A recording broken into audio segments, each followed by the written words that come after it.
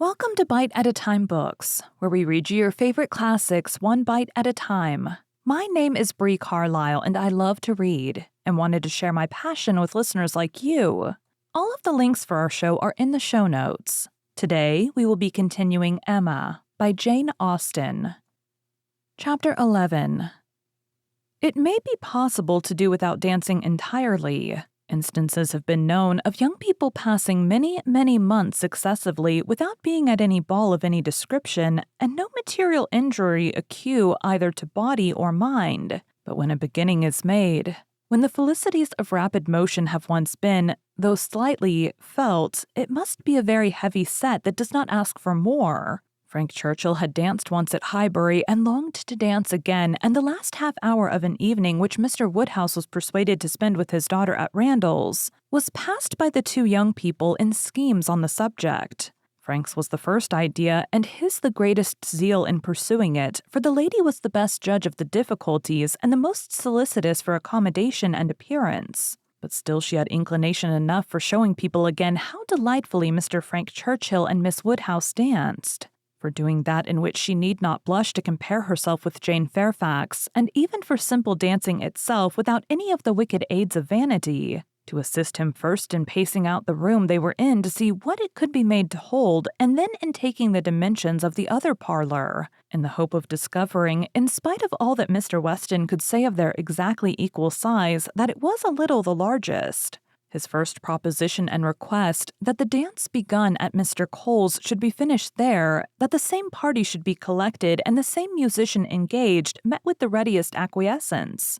Mr. Weston entered into the idea with thorough enjoyment, and Mrs. Weston most willingly undertook to play as long as they could wish to dance. And the interesting employment had followed of reckoning up exactly who would be there and portioning out the indispensable division of space to every couple. You and Miss Smith and Miss Fairfax will be 3, and the 2 Miss Coxes 5 had been repeated many times over. And there will be the 2 Gilberts, young Cox, my father, and myself besides Mr. Knightley. Yes, that will be quite enough for pleasure. You and Miss Smith and Miss Fairfax will be 3, and the 2 Miss Coxes 5, and for 5 couples there will be plenty of room. But soon it came to be on one side. But will there be good room for 5 couple? I really do not think there will. On another. And after all, 5 couples are not enough to make it worthwhile to stand up. 5 couples are nothing when one thinks seriously about it. It will not do to invite 5 couple. It can be allowable only as the thought of the moment.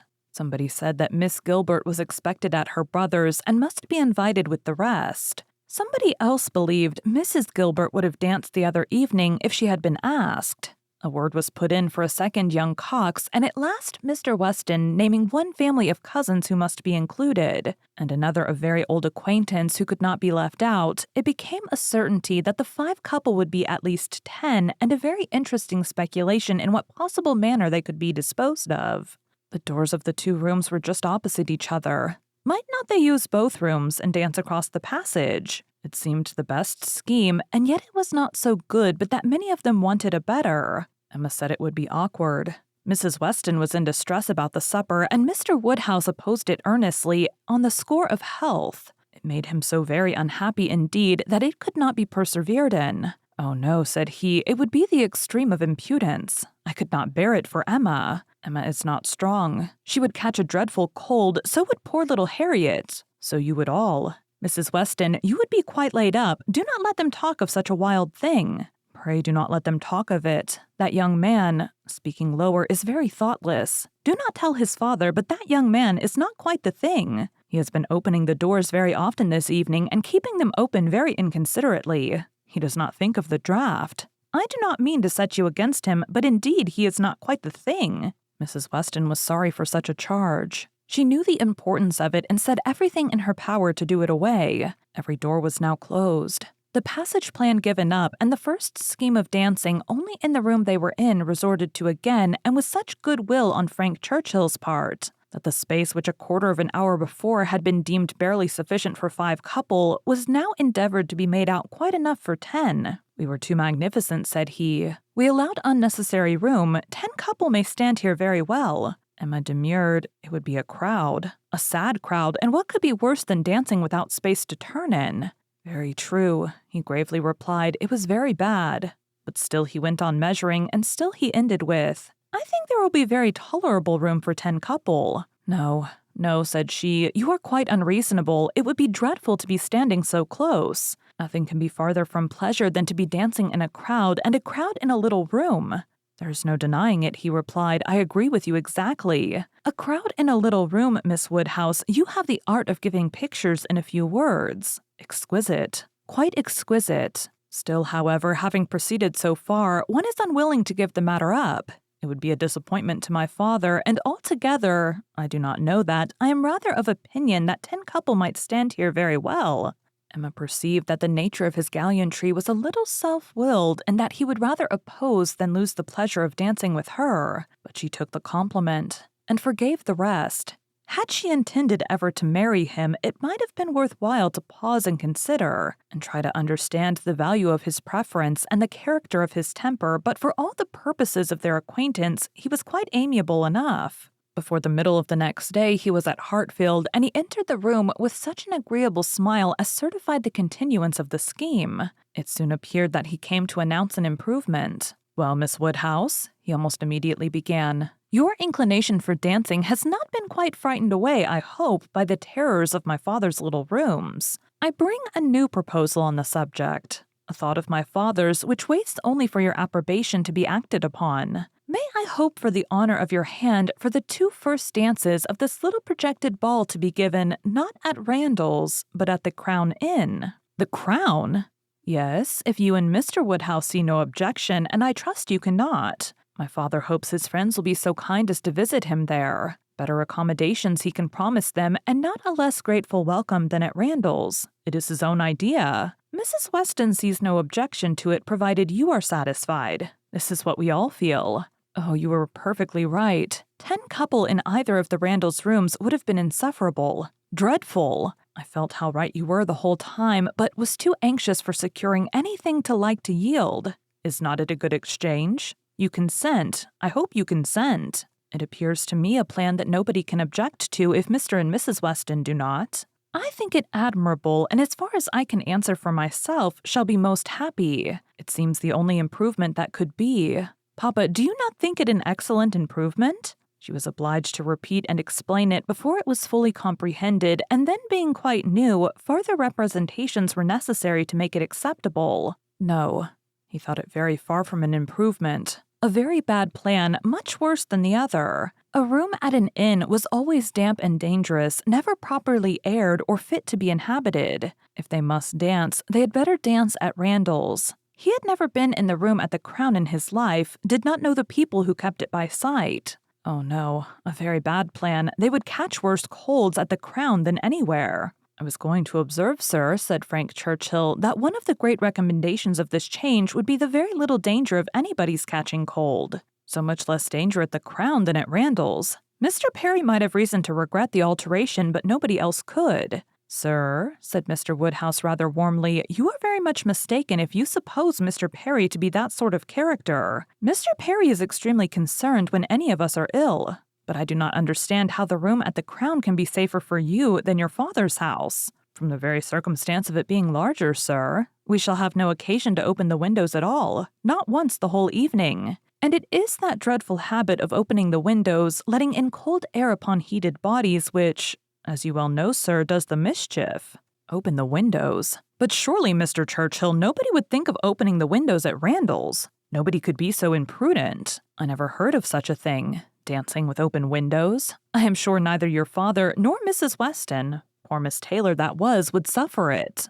Ah, sir, but a thoughtless young person will sometimes step behind a window curtain and throw up a sash without its being suspected. I have often known it done myself. Have you indeed, sir? Bless me, I never could have supposed it. But I live out of the world and am often astonished at what I hear. However, this does make a difference, and perhaps when we come to talk it over. But these sort of things require a good deal of consideration. One cannot resolve upon them in a hurry. If Mr. and Mrs. Weston will be so obliging as to call here one morning, we may talk it over and see what can be done. But unfortunately, sir, my time is so limited. Oh, interrupted Emma, there will be plenty of time for talking everything over. There is no hurry at all. If it can be contrived to be at the Crown, Papa, it will be very convenient for the horses. They will be so near their own stable. So they will, my dear. That is a great thing. Not that James ever complains, but it is right to spare our horses when we can. If I could be sure of the rooms being thoroughly aired, but is Mrs. Stokes to be trusted? I doubt it. I do not know her even by sight. I can answer for everything of that nature, sir, because it will be under Mrs. Weston's care. Mrs. Weston undertakes to direct the whole. There, Papa, now you must be satisfied. Our own dear Mrs. Weston, who is carefulness itself. Do not you remember what Mr. Perry said so many years ago when I had the measles? If Miss Taylor undertakes to wrap Miss Emma up, you need not have any fears, sir. How often have I heard you speak of it as such a compliment to her? Aye, very true, Mr. Perry did say so. I shall never forget it. Poor little Emma. You were very bad with the measles. That is, you would have been very bad but for Mr. Perry's great attention. He came 4 times a day for a week. He said from the first it was a very good sort, which was our great comfort. But the measles are a dreadful complaint. I hope whenever poor Isabella's little ones have the measles, she will send for Perry. My father and Mrs. Weston are at the Crown at this moment, said Frank Churchill, examining the capabilities of the house. I left them there and came on to Hartfield, impatient for your opinion and hoping you might be persuaded to join them and give your advice on the spot. I was desired to say so from both. It would be the greatest pleasure to them if you could allow me to attend you there. They can do nothing satisfactory without you. Emma was most happy to be called to such a council, and her father engaging to think it all over while she was gone. The 2 young people set off together without delay for the Crown. There were Mr. and Mrs. Weston, delighted to see her and receive her approbation, very busy and very happy in their different way. She, in some little distress, and he, finding everything perfect. Emma, said she, this paper is worse than I expected. Look, in places you see it is dreadfully dirty, and the wainscot is more yellow and forlorn than anything I could have imagined. My dear, you are too particular, said her husband. What does all that signify? You will see nothing of it by candlelight. It will be as clean as Randall's by candlelight. We never see anything of it on our club nights. The ladies here probably exchanged looks which meant, men never know when things are dirty or not, and the gentlemen perhaps thought each to himself, women will have their little nonsenses and needless cares. One perplexity, however, arose which the gentlemen did not disdain. It regarded a supper room. At the time of the ballrooms being built, suppers had not been in question, and a small card-room adjoining was the only addition. What was to be done? This card-room would be wanted as a card-room now, or, if cards were conveniently voted unnecessary by their 4 selves, still was it not too small for any comfortable supper? Another room of much better size might be secured for the purpose, but it was at the other end of the house, and a long awkward passage must be gone through to get at it. This made a difficulty. Mrs. Weston was afraid of draughts for the young people in that passage, and neither Emma nor the gentleman could tolerate the prospect of being miserably crowded at supper. Mrs. Weston proposed having no regular supper, merely sandwiches, etc., set out in the little room, but that was scouted as a wretched suggestion. A private dance without sitting down to supper was pronounced an infamous fraud upon the rights of men and women, and Mrs. Weston must not speak of it again. She then took another line of expediency, and looking into the doubtful room, observed, I do not think it is so very small. We shall not be many, you know. And Mr. Weston, at the same time, walking briskly with long steps through the passage, was calling out, You talk a great deal of the length of this passage, my dear. It is a mere nothing after all, and not the least draught from the stairs. I wish, said Mrs. Weston, one could know which arrangement our guests in general would like best. To do what would be most generally pleasing must be our object, if one could but tell what that would be. Yes, very true, cried Frank, very true. You want your neighbors' opinions. I do not wonder at you. If one could ascertain what the chief of them, the Coles, for instance, they are not far off. Shall I call upon them? Or Miss Bates? She is still nearer, and I do not know whether Miss Bates is not as likely to understand the inclinations of the rest of the people as anybody. I think we do want a larger council. Suppose I go and invite Miss Bates to join us. Well, if you please, said Mrs. Weston, rather hesitating, if you think she will be of any use. You will get nothing to the purpose from Miss Bates, said Emma. She will be all delight and gratitude, but she will tell you nothing. She will not even listen to your questions. I see no advantage in consulting Miss Bates. But she is so amusing, so extremely amusing. I am very fond of hearing Miss Bates talk, and I need not bring the whole family, you know. Here Mr. Weston joined them, and on hearing what was proposed, gave it his decided approbation. "Aye, do, Frank, go and fetch Miss Bates, and let us end the matter at once. She will enjoy the scheme, I am sure. And I do not know a proper person for showing us how to do away difficulties. Fetch Miss Bates. We are growing a little too nice. She is standing lesson of how to be happy. But fetch them both. Invite them both." "Both, sir? Can the old lady?" "The old lady? No, the young lady, to be sure. I shall think you a great blockhead, Frank, if you bring the aunt without the niece." "Oh, I beg your pardon, sir. I did not immediately recollect. Undoubtedly, if you wish it, I will endeavor to persuade them both." And away he ran. Long before he reappeared, attending the short, neat, brisk-moving aunt and her elegant niece, Mrs. Weston, like a sweet-tempered woman and a good wife, had examined the passage again, and found the evils of it much less than she had supposed before. Indeed, very trifling, and here ended the difficulties of decision. All the rest, in speculation at least, was perfectly smooth. All the minor arrangements of table and chair, lights and music, tea and supper made themselves, or were left as mere trifles, to be settled at any time between Mrs. Weston and Mrs. Stokes.